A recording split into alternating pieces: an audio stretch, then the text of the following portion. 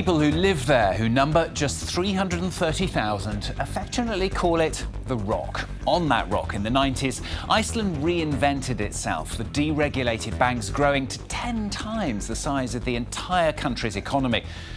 Millions of mainly Europeans invested, attracted by rates of around 15%. But as the global financial crisis exploded in 2008, the banks were seen as unsustainable. And as foreign investors scrambled to withdraw cash, they collapsed, many losing everything. The financial system only supported by loans, notably from the International Monetary Fund.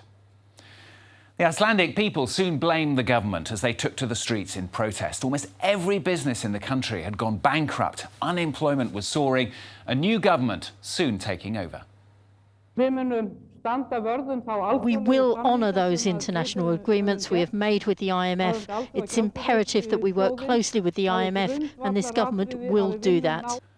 Well, since then, though, a near complete reversal of fortunes. Capital was barred from leaving the country. So people invested in local businesses. Tourism boomed due to the fall of the krona, helped as well by Iceland's volcanic eruptions in 2010 and 11. Now Iceland once again open for business. As the country struggled back on its feet, it has seen major changes in political life and in gender balance. Already, though, some beginning to warn that the economy could be overheating once again. Well, Severine Bardon and Félix Vignier revisit Iceland for France 24.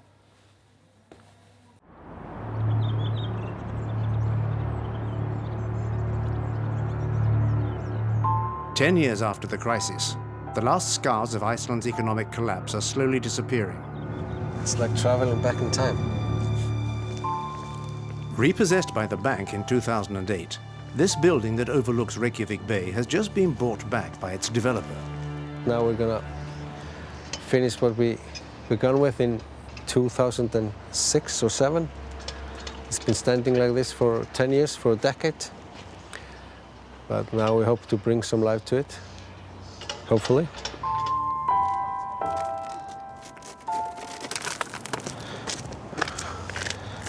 This is a bit symbolic, broken.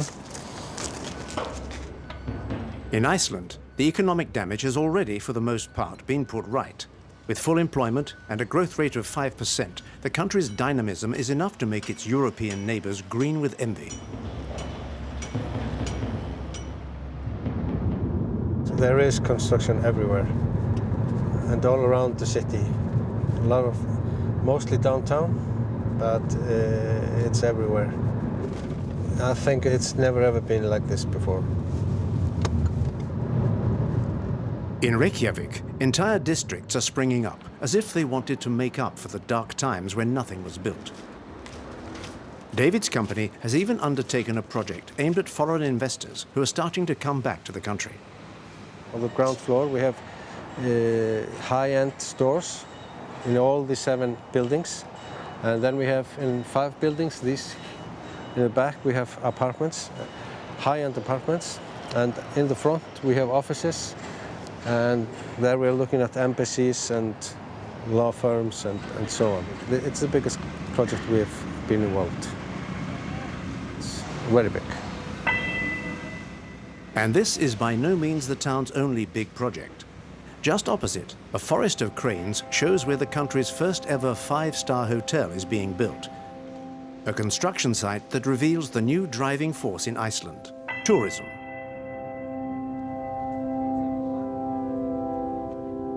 Unspoilt nature, breathtaking scenery. The whole world is flocking to this small island halfway between Europe and America.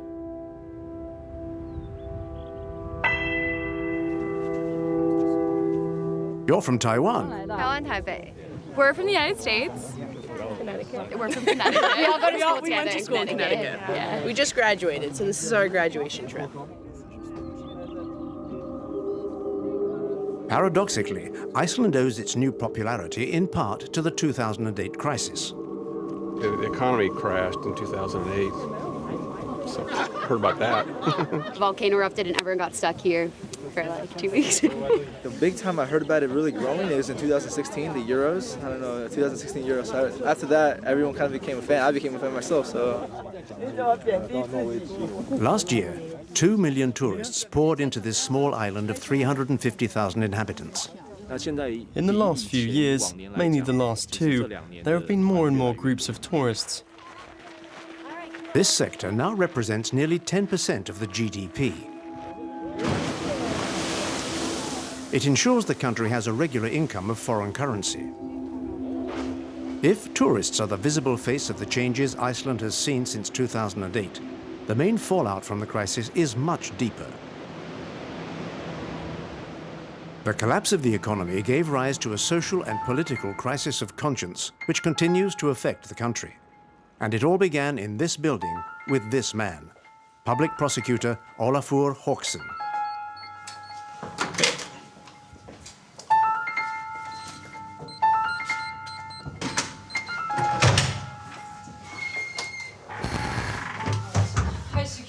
Yes.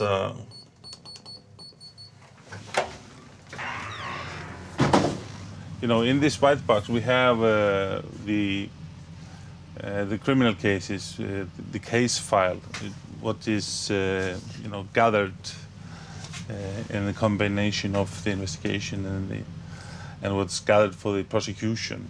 It's kind of a scary thing, this amount of papers working on.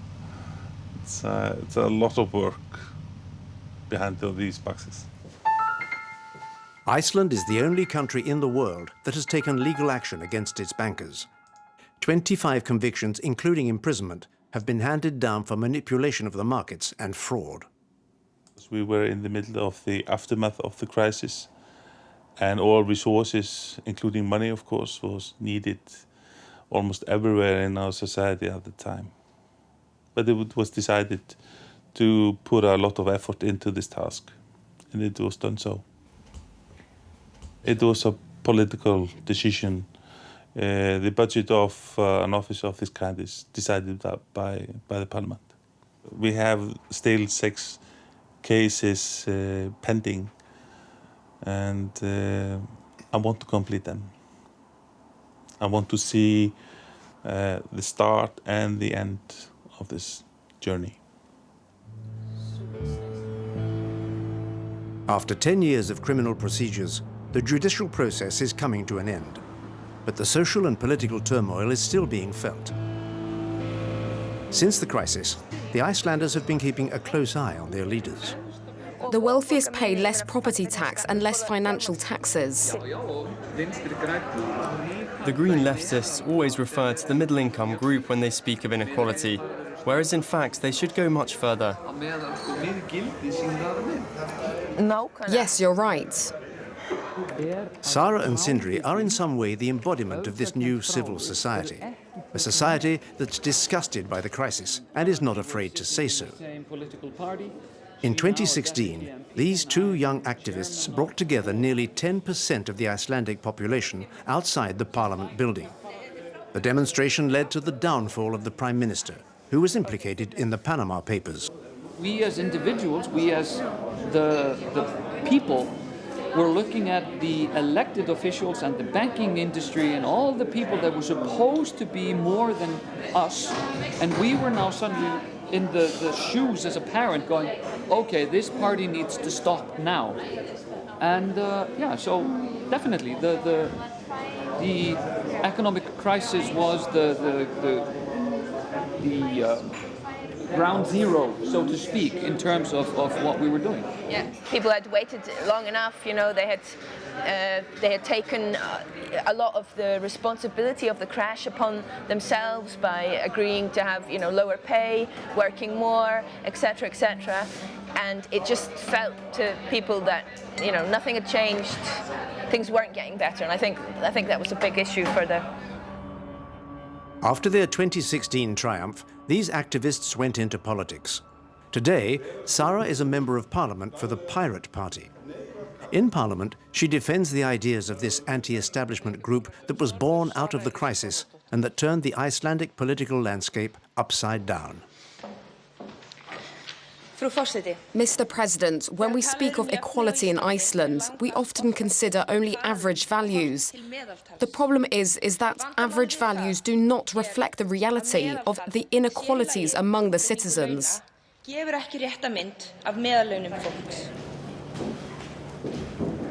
Governed for decades by coalitions of the centre-right, Iceland is now going through a period of political instability.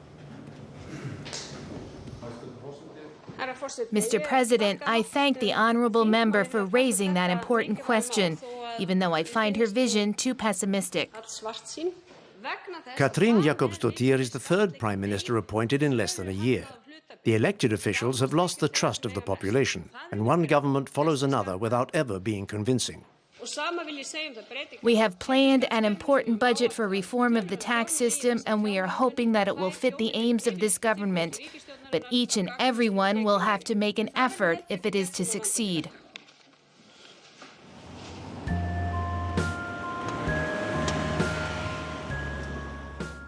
Generally considered before the crash to be the happiest country in the world, Iceland has since fallen off all the podiums. But there is one question on which the island stands as a model for all: the place of women in society. The topics we are going to discuss are of high importance, not just for the well-being of women, but also for the welfare of families, and men are not excluded. In Reykjavik, delegates from about 15 countries are considering the equality of men and women in their societies. Systems and health insurance. They are eagerly awaiting the contribution from the representative of Iceland's Ministry of Social Affairs. 8 strands of actions and 20 actions. I wanted to introduce to you a new administrative tool that we have worked on and introduced in Iceland and even legislated on. And it has brought us worldwide attention for being some kind of a feminist equality heaven. What we are maybe not yet. It's been quite embarrassing for some of the big... Last January, Iceland passed legislation obliging companies to pay equal salaries for men and women or risk fines. A small social revolution which raises a lot of questions for those taking part in the seminar. So what do we have to... How can we get employers on board and make them do these things? Yes, it's a really good question. I think it's incorporated into our the Nordic model that we and the bargaining model in the labor market. Also, employers do understand that gender equality is important for companies and all organizational units. Yes. Thank you, Rosa.